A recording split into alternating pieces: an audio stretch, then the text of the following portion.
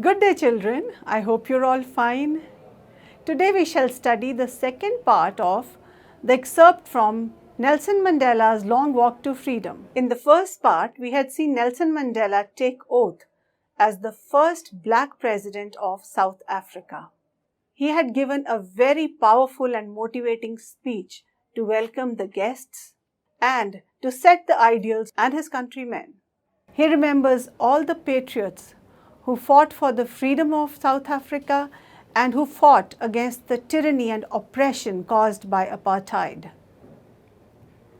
There is also a beautiful description of the inauguration ceremony, which was held on 10th May 1994. Now we shall continue with the lesson. The policy of apartheid created a deep and lasting wound in my country and my people. All of us will spend many years, if not generations, recovering from that profound hurt. But the decades of oppression and brutality had another unintended effect, and that was that it produced the Oliver Tambos, the Walter Sisulus, the Chief Luthules, the Yusuf Dadus, the Bram Fishers, the Robert Sobukwes of our time. Men of such extraordinary courage, wisdom, and generosity that their like may never be known again. Perhaps it requires such depths of oppression to create such heights of character. My country is rich in the minerals and gems that lie beneath its soil, but I have always known that its greatest wealth is its people, finer and truer than the purest diamonds. Children, sometimes there are certain events or incidents which cause a lot of pain, and these are not forgotten, not by the people who've been through them and not by the other generations to come. Can you think of any such event which has happened in India? Yes, the partition. The partition of India was very painful. Millions of people became homeless. Thousands died. It was a terrible time. There are several other incidents. Do think over them, do ponder over them. And we should try and figure out how such bad events, such terrible and such painful events can be avoided. Children, Nelson Mandela says Oliver Tambos, Walter Sisulus, Yusuf Dadus. Why is he using a plural? Can you tell me why? This is because he means that there are others like them. There are a whole lot of people who try to imbibe their values, who try to be as strong and as brave and as courageous as them. That is why he is using the plural for them. Children, Nelson Mandela says that it requires depths of oppression to create such heights of character. Do you understand this? What he means is that people can attain a very, very high and strong character when they're faced with difficulties in life, because resistance to oppression makes people more strong, more courageous and resilient. It makes them much, much greater people once they come out of this. Children, according to Nelson Mandela, what is the greatest wealth of South Africa? Yes, absolutely right. The greatest wealth of South Africa is its people. Nelson Mandela says that the people are finer and truer than the purest diamonds, than the riches, all the riches of minerals and gems which can be found underneath the soil of South Africa. It is from these comrades in the struggle that I learned the meaning of courage. Time and again, I have seen men and women risk and give their lives for an idea. I have seen men stand up to attacks and torture without breaking, showing a strength and resilience that defies the imagination. I learned that courage was not the absence of fear, but the triumph over it. The brave man is not he who does not feel afraid, but he who conquers that fear. According to Nelson Mandela, what is the true meaning of courage? Yes? Right. Nelson Mandela says that courage is not the absence of fear, but the triumph over it, but the victory over the fear. When we conquer our fear, right? There is even an advertisement which shows that Success lies beyond the fear.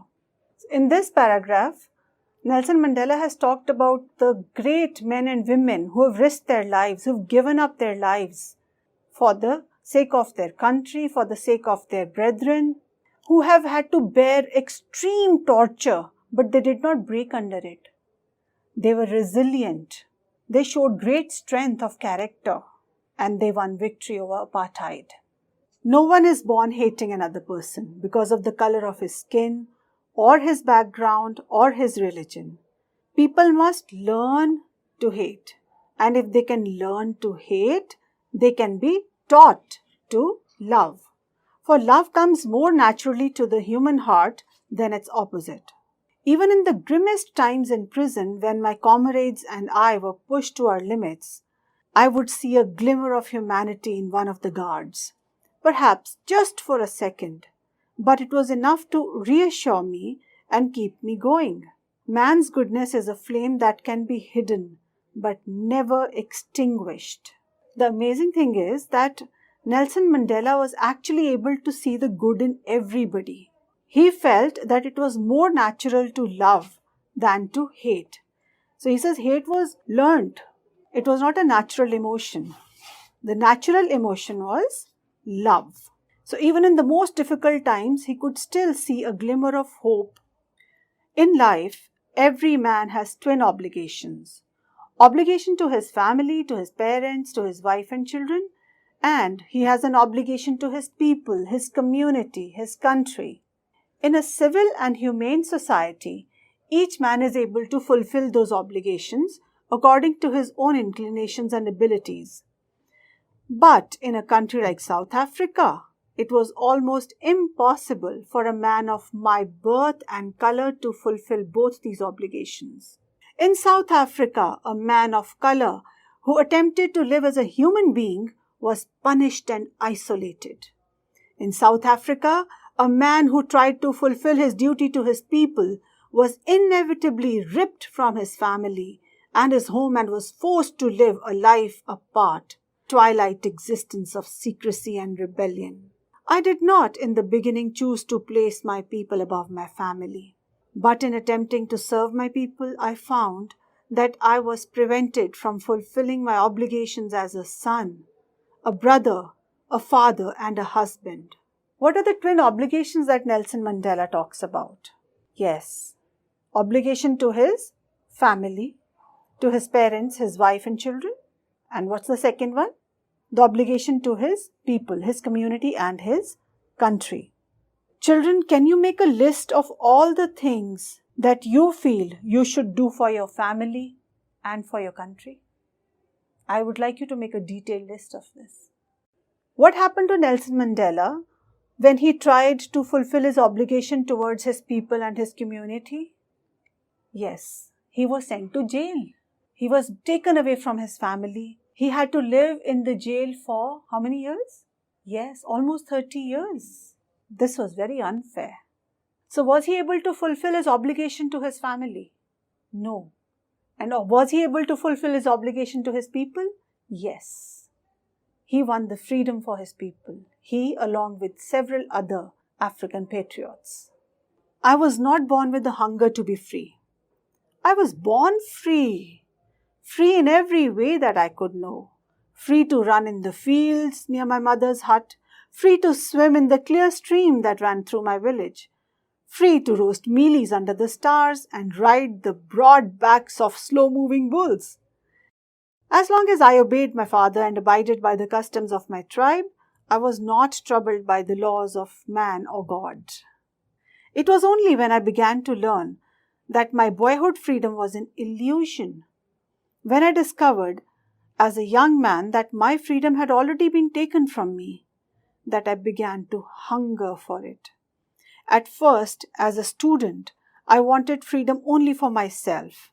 The transitory freedoms of being able to stay out at night, read what I pleased, and go where I chose. Later, as a young man in Johannesburg, I yearned for the basic and honorable freedoms of achieving my potential, of earning my keep, of marrying and having a family, the freedom not to be obstructed in a lawful life.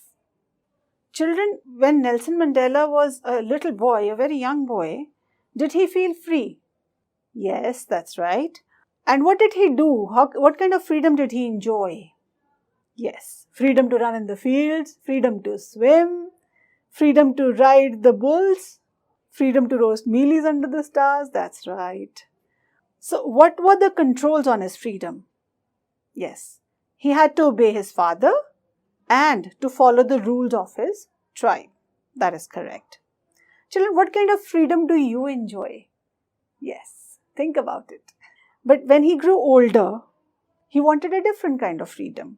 He wanted to be allowed to stay out late at night. He wanted to be allowed to read whatever he wanted, to go wherever he chose to go. And when he grew even older, he wanted to marry somebody of his own choice. He wanted the freedom to achieve his potential. But was this kind of freedom available? Was it allowed? No, because they were under the rule of the whites. The whites did not give them equality. There were a lot of jobs that these people could not take. The blacks were not allowed in a lot of places. They were not allowed in a lot of jobs. They were oppressed. It's only when he realized this that he realized that he had to fight for the freedom of his people and fight for his own freedom as well. But then I slowly saw that not only was I not free, but my brothers and sisters were not free. I saw that it was not just my freedom that was curtailed, but the freedom of everyone who looked like I did. That is when I joined the African National Congress, and that is when the hunger for my own freedom became the greater hunger for the freedom of my people. It was this desire for the freedom of my people to live their lives with dignity and self-respect that animated my life, that transformed a frightened young man into a bold one, that drove a law-abiding attorney to become a criminal, that turned a family-loving husband into a man without a home, that forced a life-loving man to live like a monk. I'm no more virtuous or self-sacrificing than the next man. But I found that I could not even enjoy the poor and limited freedoms I was allowed when I knew my people were not free. Freedom is indivisible. The chains on any one of my people were the chains on all of them. The chains on all of my people were the chains on me. What made Nelson Mandela join the African National Congress? Yes, the realization that not just he but his people, all the black people, were not free. Okay, children, now you tell me, how did the hunger for freedom change him? Yes, he changed from a frightened young person to a bold one. Yes, he was a lawyer and he became a criminal. He was considered a criminal because he was going against the laws made by the whites, because he wanted freedom for his people. He wanted the rights for his people. Then this hunger also changed him from a family-loving man to somebody who didn't even have a home left because he was sent to jail. And he loved life. He wanted to enjoy himself. And yet he had to live the life of a monk while he was in jail. A life of a monk is like without any kind of pleasures in life. So Nelson Mandela felt very strongly that no one should be in chains. Everybody should be free. Even if one person was in chains, then it was considered that the entire community was in chains. I knew that the oppressor must be liberated just as surely as the oppressed. A man who takes away another man's freedom is a prisoner of hatred. He is locked behind the bars of prejudice and narrow-mindedness. I'm not truly free if I'm taking away someone else's freedom, just as surely as I am not free when my freedom is taken from me. The oppressed and the oppressor alike are robbed of their humanity. According to Nelson Mandela, what is the oppressor a prisoner of? Yes, he's a prisoner of hatred, a prisoner of narrow-mindedness, of prejudice, of dislike, of discrimination. So here, the oppressor becomes inhuman. And the oppressed are actually treated as subhuman. They are not treated as people, they're treated like animals. So both of them are suffering. And they want freedom for everybody, for the oppressor and for the oppressed. Nelson Mandela wants the oppressor to be free of that hatred, free of that dislike, free of the prejudices and the narrow-mindedness. And he wants the oppressed to be free so that they can lead a comfortable, a free life. Africans have suffered from racism and slavery for centuries. During the 15th, 16th, and the 17th century, people from Africa were kidnapped and smuggled to USA and to Europe to work in fields and households. They worked in large cotton plantations. There was a long civil war to end slavery. On 22nd September 1862, Abraham Lincoln issued a preliminary Emancipation Proclamation. And in January 1863, he made it official that the slaves within any state or designated part of a state in rebellion shall be thenceforward and forever free. The 13th Amendment, adopted in December 1865, officially abolished slavery. But the black people's status was still questionable. Several great leaders have stood up against this discrimination. Martin Luther King Jr., he fought for the equality of the slaves. He said, "I have a dream that one day this nation will rise up and live out the true meaning of its creed. We hold these truths to be self-evident that all men are created equal." I have a dream, he said, that sons of slaves and slave owners will be able to sit at the same table. People will be judged not by the color of their skin, but by the content of their character. Even Gandhiji fought against discrimination, the kind of discrimination that we had in India, the caste system. And he uplifted the castes which were treated as untouchables. He called them Harijans. So here in India also, whatever discrimination had been going on, that also our leaders have tried to do away with. Here our leaders have tried very hard to bring about equality. In May 2020, Black American George Floyd was inhumanly treated and killed by a white police officer.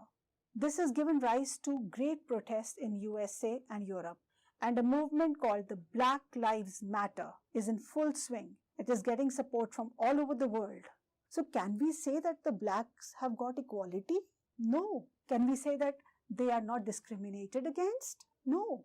We still see discrimination. We still see inequalities. We still see racism. Children, we should treat everyone equally. Whatever be their caste, whatever be their creed, whatever be their race, be they men or women, be they young or old, dark or fair, everybody should be treated as equal. Children, now let's do an activity. In column A, there are some expressions you will find in the text. Now you have to guess and match each expression with an appropriate meaning from column B. So I'll read all the expressions of A. 1. A rainbow gathering of different colors and nations. 2. The seat of white supremacy. 3. Be overwhelmed with a sense of history. 4. Resilience that defies the imagination. 5. A glimmer of humanity. 6. A twilight existence. Column B.